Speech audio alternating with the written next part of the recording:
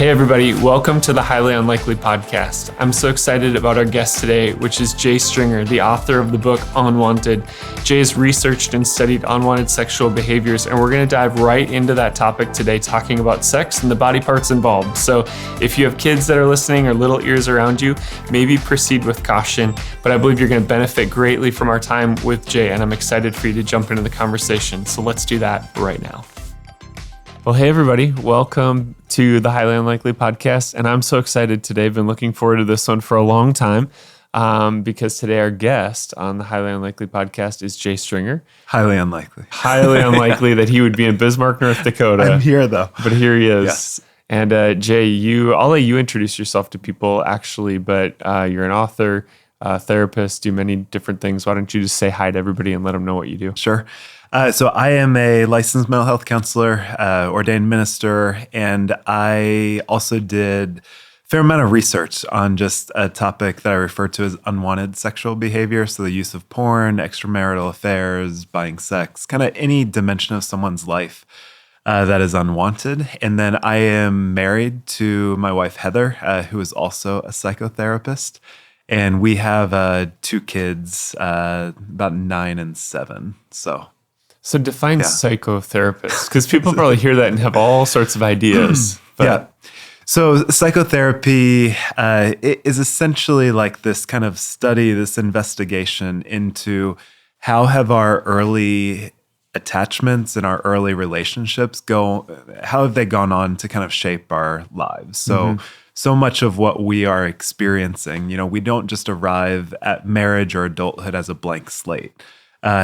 Those formative dynamics, those relationships, family of origin, culture, all of that kind of shapes who we are. So psychotherapy looks at essentially what are the stories that inform your identity and who are you as a person. So same as narrative therapy? Different? There's a little bit different, but similar in concept. Narrative therapy, especially these days, can be used in a lot of different contexts. So I think everyone's using story therapy, narrative. So you got to dive in to see what they're all saying. But I think it's that sense of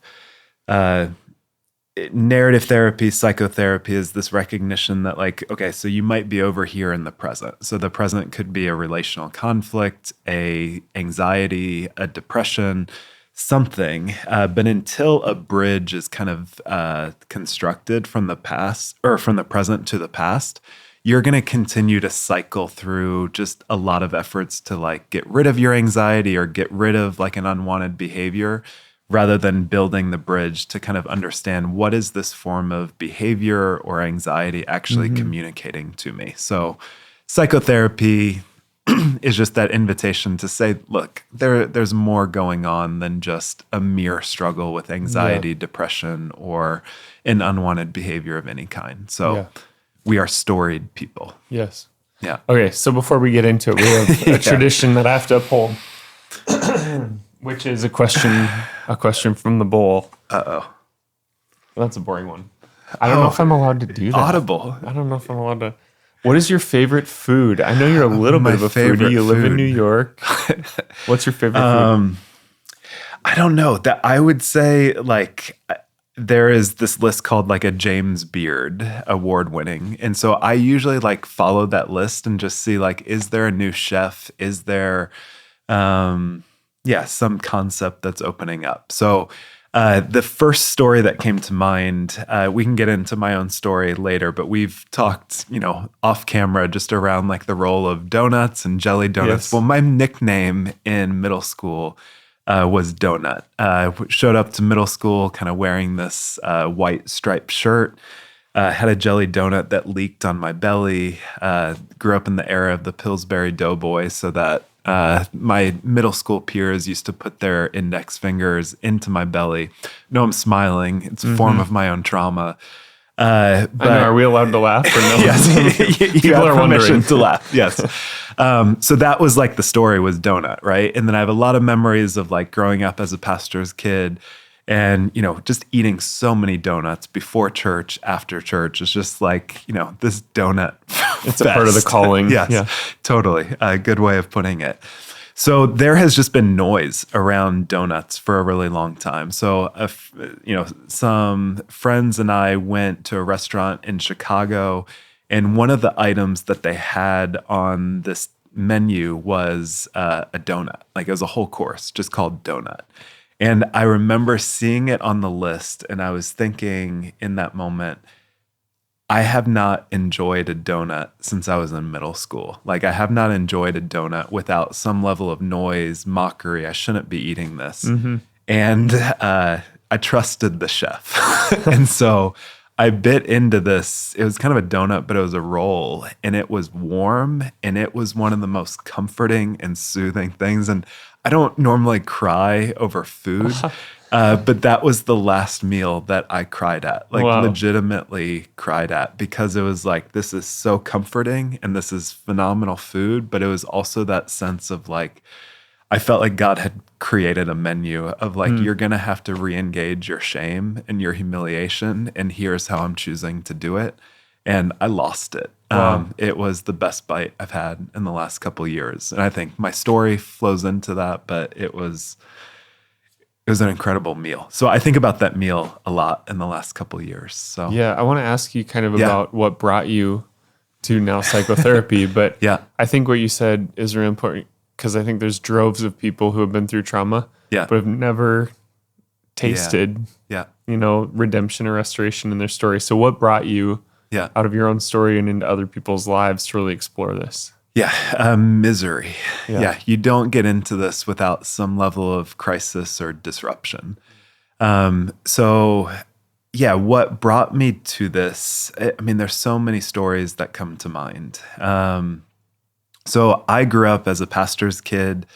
And, part of what I would say is like, if anything bad happened in my life, I would always try and come up with a theological excuse for why it happened. So God is preparing something for me in this, or one day, Jesus keeps my tears in a bottle. And so therefore all these tears matter to God, but I never actually stayed in the heartache of these stories.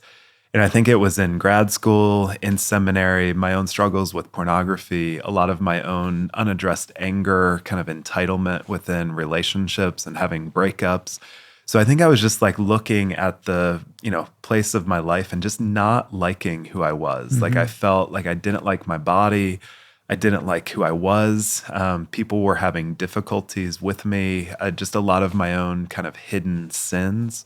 And so I think just kind of looking at that place in my life being like, this is not the abundant life that at least I purport to be in seminary for. And so I think got into some of my own therapy. And then the grad school that I was at was very psychologically informed as well.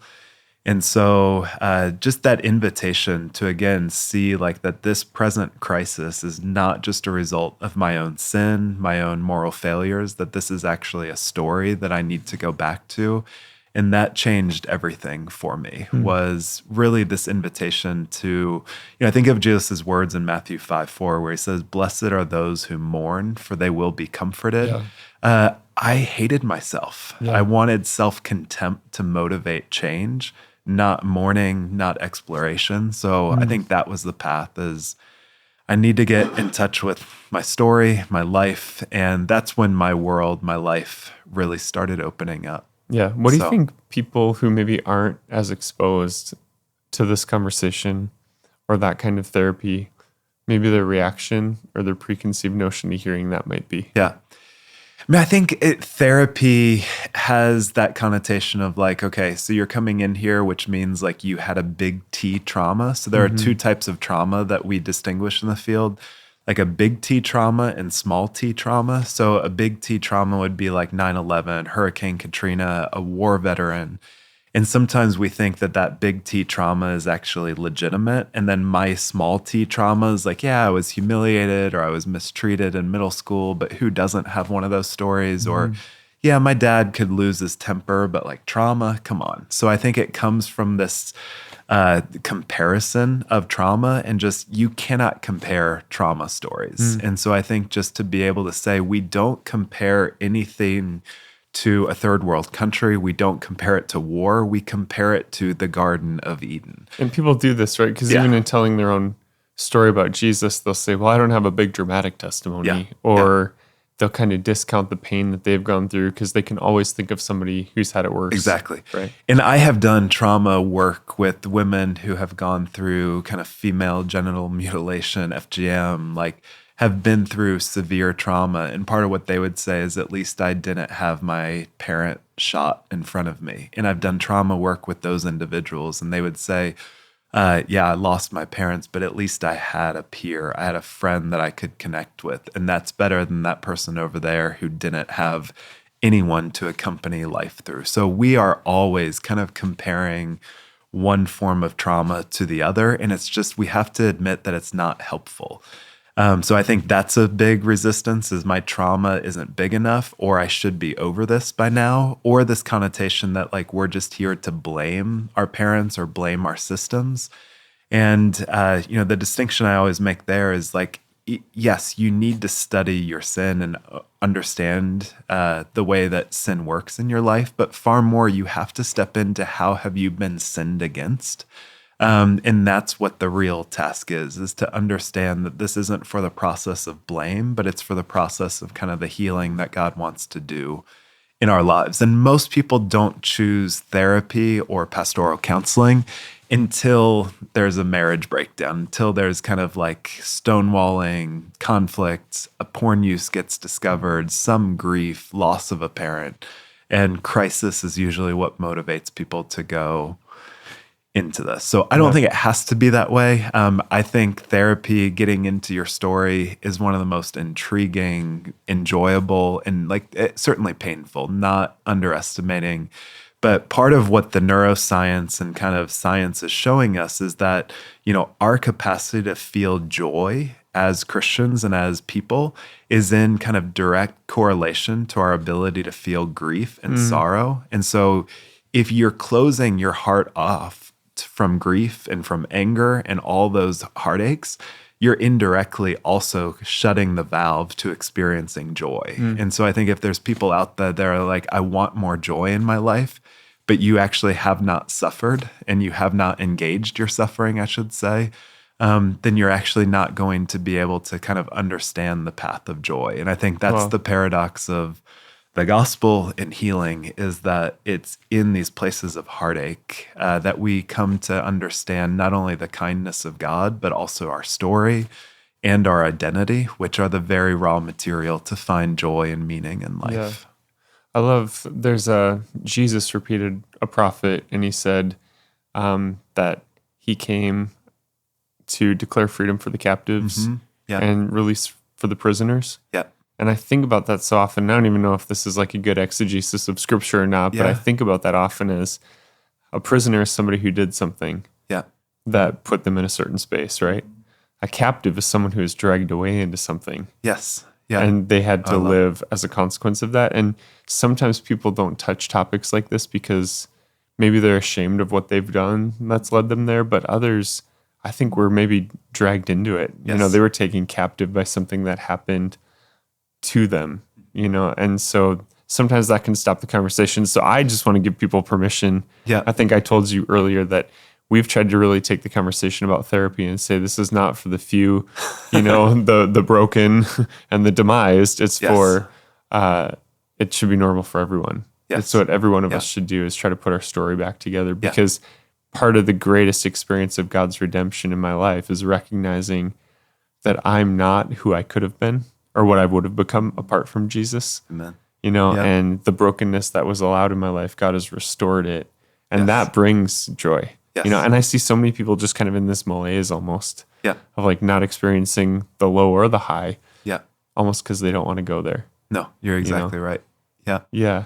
Because I think some theologians like Walter Brueggemann, would talk about like how on one reading, like Freud is very, very Jewish, because he recognizes that people are ordered around scripts, right? So there's a certain script of my dad always said, or here's what my last name means. And so, part of, for a lot of, Christian understanding is that like, the question that the Israelites are facing is, do we order life around the script that, we are God's chosen people, or do we organize our life according to Pharaoh? And so that sense of Jesus kind of coming in to saying, hey, remember your script, which is like, you were enslaved to Israel, but I have set you free. Like, I have brought you out of the land of it. He's reminding them of their story, of their captivity. And so I think that's so central to the work of healing is, do you organize your life around what your mother or father said, around your trauma? Do you organize it around this sense of kind of God's liberation and desire for healing in your life? So do you think generations it's all in the text. Approach this conversation differently? So much so. Have you noticed that? Yes. Or having a harder time talking about it. And I think we've talked about North Dakota honor culture. Yes. Especially older generations have a really hard time, and in some degree to their credit, because there's such a strong desire to give honor. But really going back and saying, how was I raised? Or maybe what did my mom and dad participate in that shaped my behavior in a negative way? Like, that's a really hard conversation. Yeah. And I don't know if it's the brokenness of younger generations or the brokenness of the family unit that makes it an easier conversation for like my generation. Yes. Do you have any thoughts on that? I do. I have a lot of thoughts on that. So to me, I break it up into like honor and honesty. Like, honor and honesty are two sides of the same coin. So I think other generations kind of are bent much more towards honor, right? So this sense of like, my parents did the best that they could.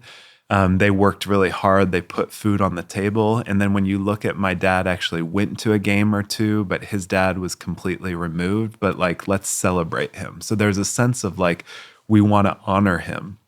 The complexity is if you cannot be honest about the reality of like, yes, your father showed up to some of your games, left you an inheritance, but you actually can't step into the reality that he was never there for you when you were going through emotional pain. You're not really honoring your father. And so I think other generations are bent from time to time towards more honesty, right? So I want to air out all my grievances without a sense of honor. And that's where I think like scripture really resists kind of the dogmatism of honor or the dogmatism of I'm just going to be honest, and kind of says these things are two sides of the same coin. So we can know Abram's story. We can know David's story. We can know that these men followed God's own heart, pursued things, but they were also cowards. And in David's case, murderers and adulterers. So there's this sense of like, we're going to honor someone, but that will never excuse us from being honest about who they are and what they've suffered, because Abraham, David, my dad, your dad, my mom, they're not the hero of all the story like Jesus is. So I think that's the sense of, if we're so busy holding on to this like, picture of my mom as this person or my dad as this person, we're actually not free to actually be fathered, nurtured by God. Yeah. And so I think that's the real thing, is if you're so loyal to protecting your family that you're actually not being woven into this new family of God, and kind of recognizing that, your dad was there, but he also left you hungering for a father. And I think that's the soul honesty that's really needed. Yeah. So different generations, different dogmatism. Well, and even allowing Father God to fill in every gap.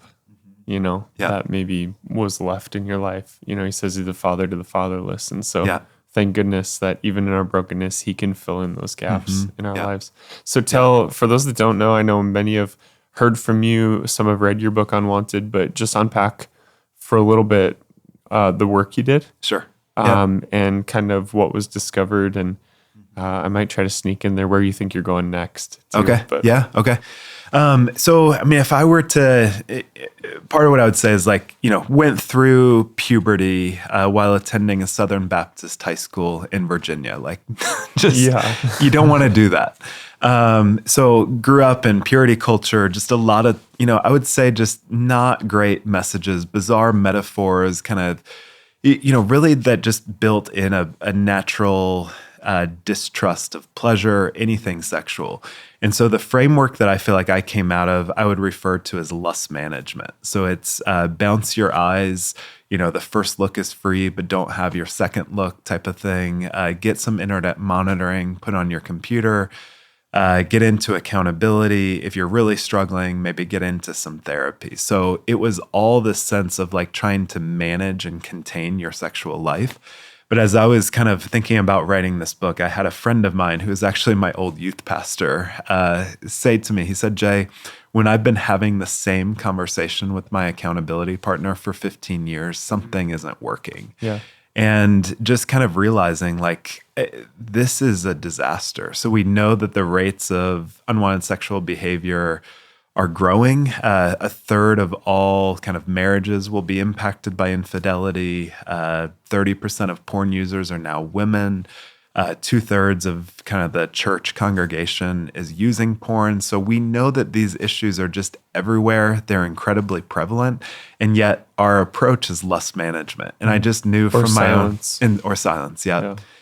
Which is another petri dish for more behaviors to unfold. So I knew from just being a clinician, a therapist, that there was more going on than just the need for lust management. I saw family of origin patterns getting repeated. Even some of the particulars of what people were seeking out in porn or in a affair, I knew that there was something going on there. So I designed a pretty comprehensive survey. It was about 150 something questions. And we asked just like really intense questions, like what was your relationship like with your mom, your dad, childhood trauma, and then what were some of the specifics that you actually fantasized about sexually? And put all that together. And basically what we found was that your unwanted sexual behavior could be shaped, if not fully predicted, based on the unresolved parts of your own life. So to me as a therapist, to me as a minister, like this is really good news, even though it's not like the phrase that immediately comes to mind. Because what it proved is that unwanted sexual behavior and sexual brokenness can be a roadmap to healing and not this life sentence to sexual shame or addiction. So what that means is like the sexual brokenness in our lives can actually provide clues into what really needs to heal within us. And so that was a lot of the research, the writing, and Unwanted was really helping people to understand what is the story that is being told through the sexual brokenness. So where does somebody kind of start? Because some people might say, I know exactly what I went through that's unresolved. I know when I first started counseling 5 years ago, there was one core memory that I thought I have to get past this. Like it was in high school. I could remember exactly what I was wearing, where I was sitting. I could tell you like that the old heat register was running on the side of the room, and it was very easy, at least in that sector of my life, to go back and say, I got to deal with that thing. Yeah. And maybe there's things like that people say, yeah, I can recognize a few moments, fundamental, foundational, formative moments in my life. And so maybe starting there, but then what about somebody who says, I think life was okay. Yeah. How do they search out those memories? Or do they look at the unwanted behaviors in their life and start with the behavior? Where do you say they should start? Yeah. Really good question. I think the two words that would come to mind would be relief and repetition. So relief would look like this. So like we know that middle-aged male loneliness is one of the single greatest health factors. We know that marriage is difficult. Marriage is kind of a taste of heaven. It's also a taste of hell, if we're honest. And then add kids. Then add kids, and then the petri dish just gets salmonella and all sorts of things. So that sense of even within, things that they never tell you, well, marriage will increase any baseline level of unwanted sexual behavior that you have. Like marriage doesn't make things better. It amplifies and reveals everything. Because that's not what people think, right? No. They think I'm going to get married. Every desire is going to be satisfied. Things will be fine, right? Yes. No, exactly. I was under that illusion as well. Wow. But that's the connotation, is that, marriage is going to help heal these things. And again, not to underestimate just the pain that so many singles face within this. But marriage is one of the greatest places to feel alone, if we're honest. And so just that sense of like middle-aged male loneliness, whether it's singleness or within a marriage, that's the single greatest health factor facing American men. Not heart disease, not cancer, loneliness. And so what do unwanted sexual behaviors? Well, they provide something of a relief from that. So I don't want to feel alone, but in an affair, I can at least feel a level of connection. I don't want to feel misery and pain, but in the world of porn, I can actually get certainty and some at least experience of pleasure. It doesn't last very long. I might also feel shame as part of that. So that would be one place, is where does your unwanted sexual behavior provide relief from some of the difficulties? The other category would be that of kind of repetition. So, I talked earlier about my nickname of Donut, right? So there's a lot of core self-contempt that exists within me, within my mind, within my speaking, within my body. And so that sense of, if that is the feeling that is core to me, like that's the experience that evil and my own story has kind of handed to me, is like, there's something about you that you need to be ashamed of, that you're unwanted. Well, that core belief I'm going to replicate over and over and over again. So my struggle with porn is not simply a moral failure. It's a return to that negative belief that I hold about myself that says that there's something about me that's really, I need to be ashamed of myself. And so that would be just some of those categories of like, when you think back to middle school, when you think back to high school, like, were you more of a loner? Did you go through some humiliation, some type of isolation, some sense that you just didn't quite fit in? And then how does your unwanted sexual behavior maybe provide a relief from that, or kind of repeat that? So I think that would be the place to build, is just, could there be a possible connection point between the bullying that you went through in middle school to the way that you found life and some level of connection in unwanted sexual behavior? So I think it begins through being more of a scientist. Like, I'm going to build a hypothesis. I wonder if there's more going on than just I'm a sinner. Yeah. So I think I would all that to say, get super curious about what might be driving. And how does somebody your know? behavior. How does somebody know this is something I can wrestle through on my own, versus, okay, maybe now it's time to go get some help, or to go get some type of therapy? How do people know what step to take? I would say like a level of honesty is required. That I think that's the phrase unwanted sexual behavior. So if you're like making New Year's resolutions, like, this is going to be the year that I stop it, or you're hiding behaviors, or you have that kind of sense of like, if anyone found out about this, my relationship would be disrupted, or people would think less of me.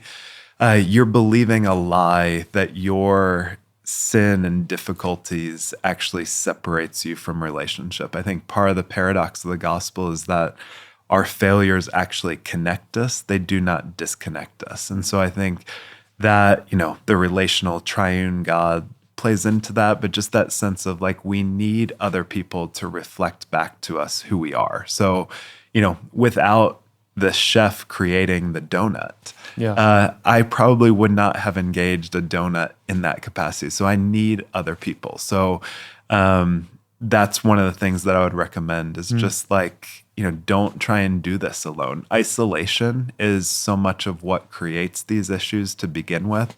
So I can't remember who said it, but someone said the opposite of addiction is not sobriety, it's connection. So if you're isolated, addicted in different substances, different unwanted behaviors, the solution is not to just stop a behavior.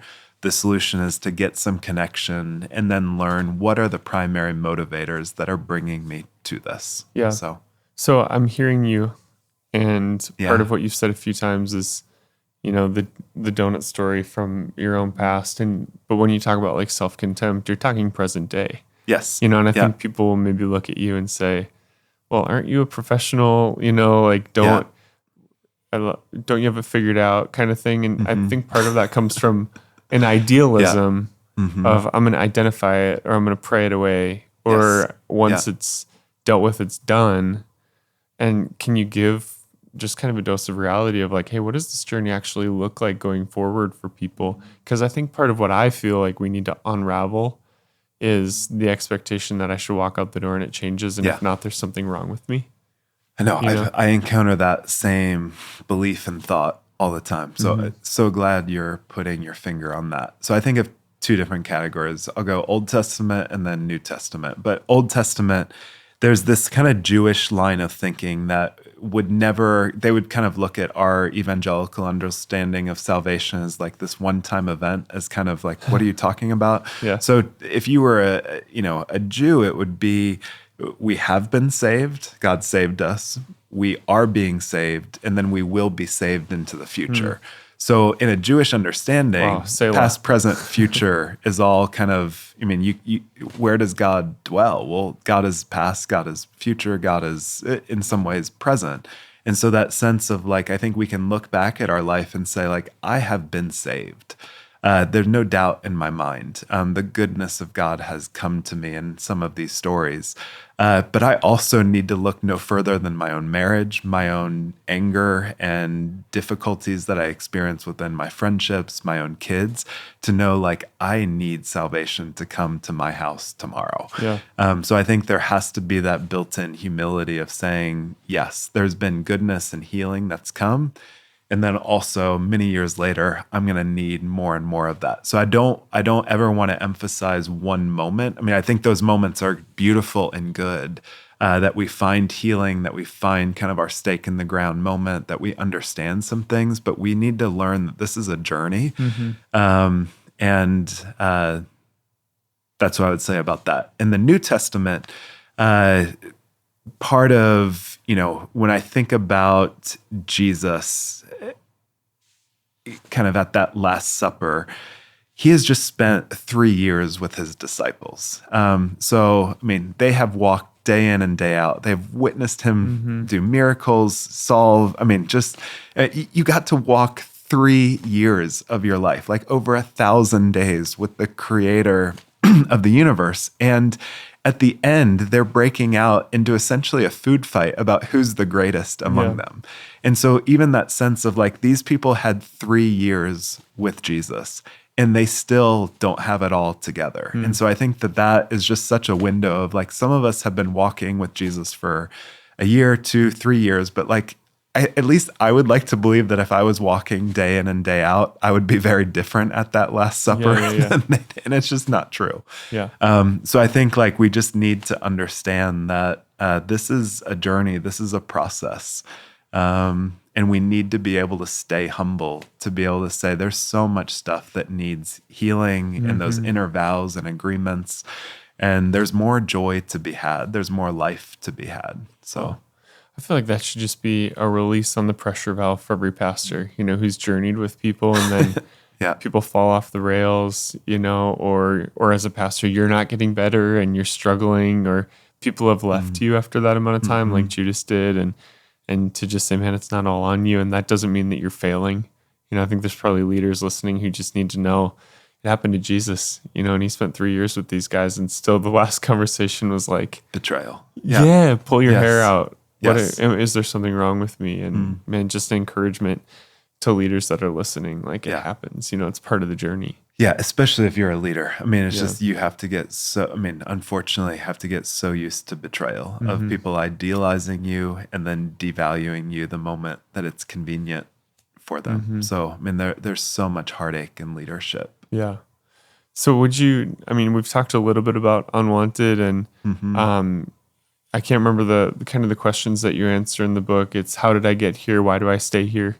Yeah. And then, how do I get out? And then how do I get out? So kind of bring that to a conclusion. And I want to ask you about a related topic, but bring us out of how do I get out? And for somebody listening who's stuck right now, talked a little bit about therapy, talked a little bit about the journey, but bring us to a conclusion on that. I wish I could. Yeah. It's an ongoing conversation.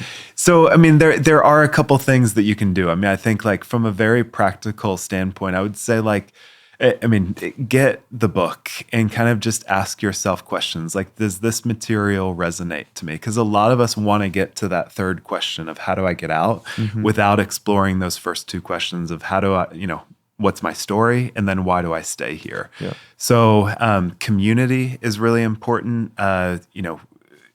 If you're not going to solve kind of this isolation problem through just trying to figure it out all on your own. So get into a community of other men or women that are actually on the same journey as well. There's got to be some level of kind of just self-care. So I think of like a seesaw between deprivation and entitlement. Most lives, according to Thoreau, kind of like we just live lives of quiet desperation, and we have a lot of misery. And then in our unwanted sexual behavior, we kind of feel entitled to kind of whatever we're doing. And so I think part of what we have to understand is like, what are some of the places that we actually need good care, good connection, a Sabbath, places of solitude, so that the only time that we experience a level of rest or our own time is not just an unwanted sexual behavior. So in many ways, your whole entire life needs to be turned upside down, where you used to go to isolation, now you go to community. You used to kind of avoid your story, now you lean into your story. You used to deprioritize self-care, good meals, good time in nature, but now you're actually emphasizing these things. So many different directions to go, but break isolation. And I think one of the biggest ones that we always have to encounter is to kind of do something to the power of shame in our lives. So shame is always trying to convince us that something about us is unworthy of love or belonging. And so part of what we want to do is to turn and face that shame and to kind of just acknowledge, that voice is a bully. And so the story that shame is telling me about me is actually not true. Yeah. So you got to uproot your whole life. Yeah. So, and lose your life in order to find it. Wow. Give us your theology on what's the 7 words. I heard you say it before. Oh, on theology of sex in 7 words. So God loves sex and God loves you. And some people don't believe either one of those things, right? No, especially not together. Yeah. So, just like this notion that like God is the author and the designer of sex, and therefore knows the power and the madness that it's going to render in our lives. And so I think throughout the scriptures, what do we see is God kind of tabernacling in places of weakness. When God shows up after Adam has just eaten of the tree that he was commanded not to eat from, God doesn't say like, bounce your eyes from that next tempting piece of fruit. Right. He says like, where are you? And then to Hagar, who's just been traumatized by the first family of our faith, the angel of the Lord shows up to her and says, where do you come from and where are you going? So I think that sense of like, when God arrives in our story, specifically our sexual story, God is full of kindness. And so if you are not hearing the voice of kindness and curiosity from God, you're hearing probably something of your own self-contempt. So I think that's where we have to begin, is God has designed this thing as beautiful. It's a gift. And therefore, because it's been designed so beautifully and so just with such stunning passion and design, the work of evil, knowing that it can't come after and destroy God's glory, goes after that which most reflects God's glory, which is you and I, our sexuality. Sex is beautiful. It's good. It's powerful. It's disruptive. A lot more I could say about all that. I know. There's so much to unpack. And that's actually what I want to end with, because I hope that we can have you and your wife have Heather on too. That would be great. And because we want to see how I got you on recording, committing. Yes, I committed. Yes. No, but honestly, I think we've talked about this, but because you guys have so many good thoughts on parenting. And I know there's a lot of people that not only are they walking through their own journey, not only are they working through their marriage, but they've incorporated kids in, and it's like, it's just a lot, you know? So much. And so would you just give us like a few minutes of your best material on raising kids kind of in this context? And I'm thinking in the back of my mind, okay, I got my own story. Am I ruining my kids' story at the same time and trying to like nurture them well? So just give us a few of your best thoughts on parenting. No, I love it.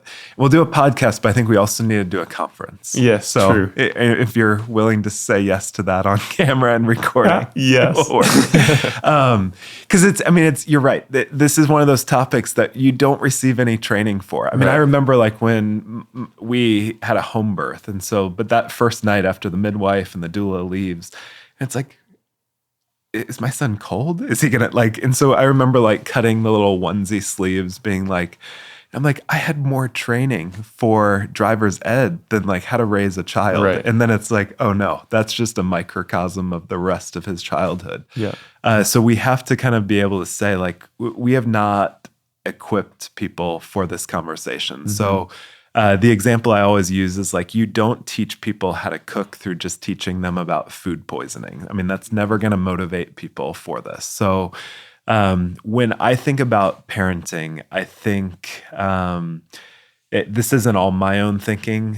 So a lot of this is borrowed. But this distinction between don't have one 100-minute conversation with your kid about sex, have 100 1-minute conversations with your kids. So a lot of times we think we don't want to corrupt their innocence. Or, I'll deal with that when it gets there. But the average age of initial exposure to porn is about 9 for boys and 11 for girls.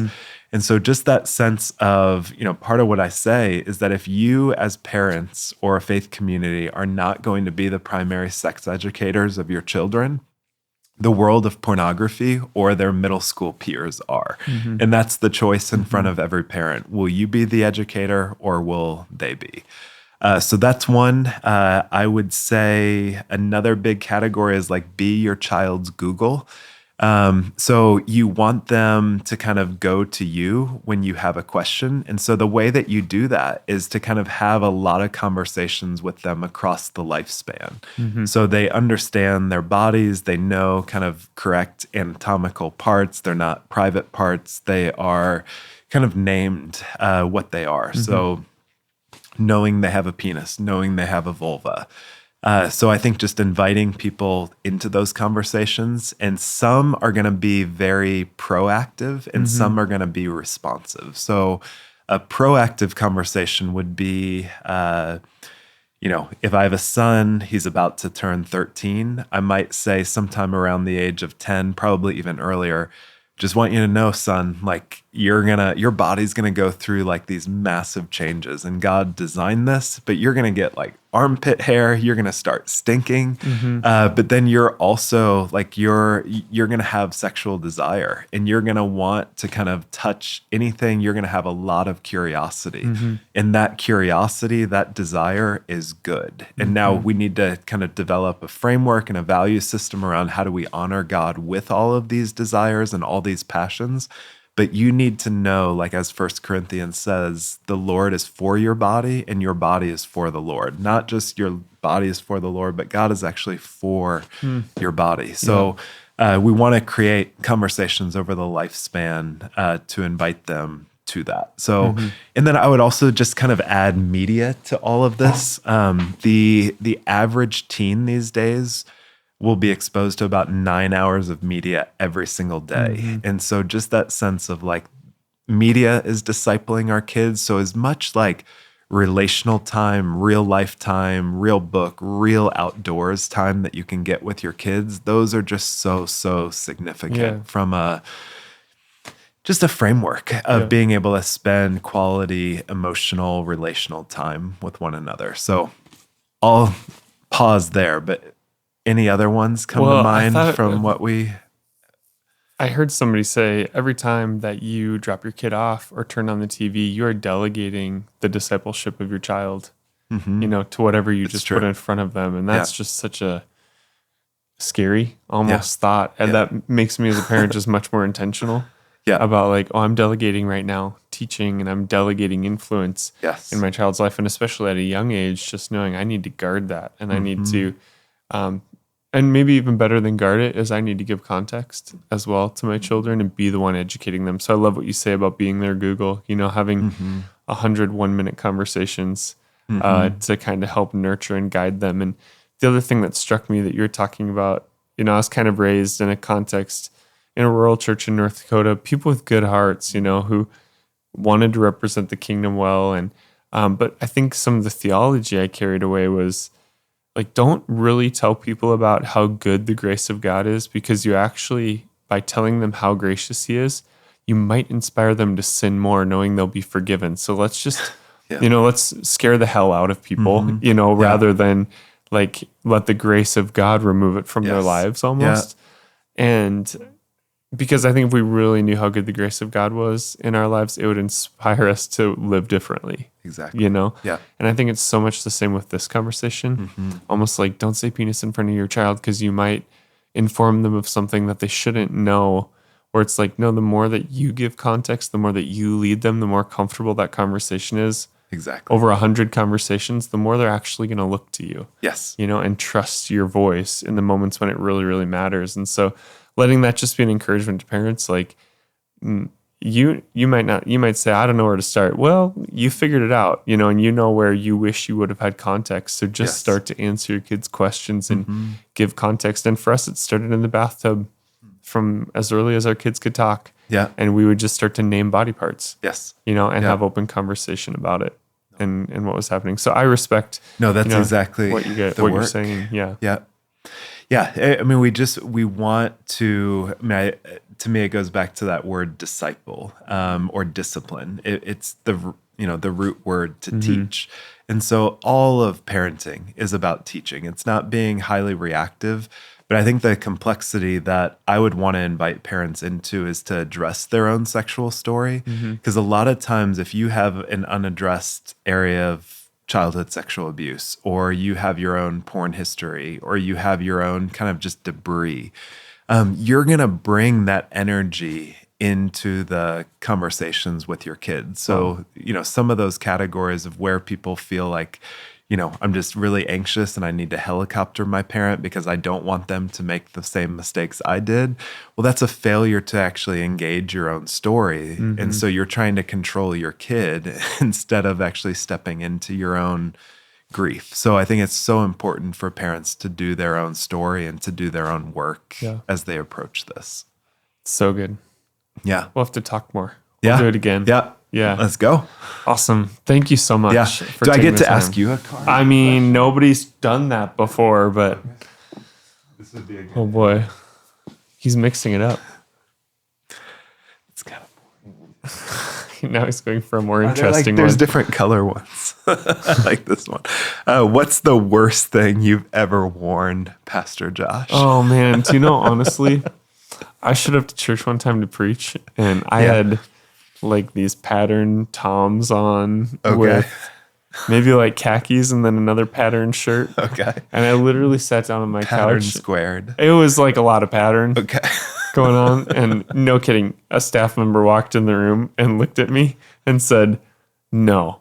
And literally made me change. And I thank God for them now because it was just a little too much. That's hysterical. But, like before first service? Or like did you before get I through preached, one? So, okay. they're like, that's not No. going to work. You don't want to do that to yourself. So I kind of had this season where I try to be really trendy, and I'm just not. I think the follow-up question would be like, what would you say to that person listening to what you just said that's wearing pattern Toms right now?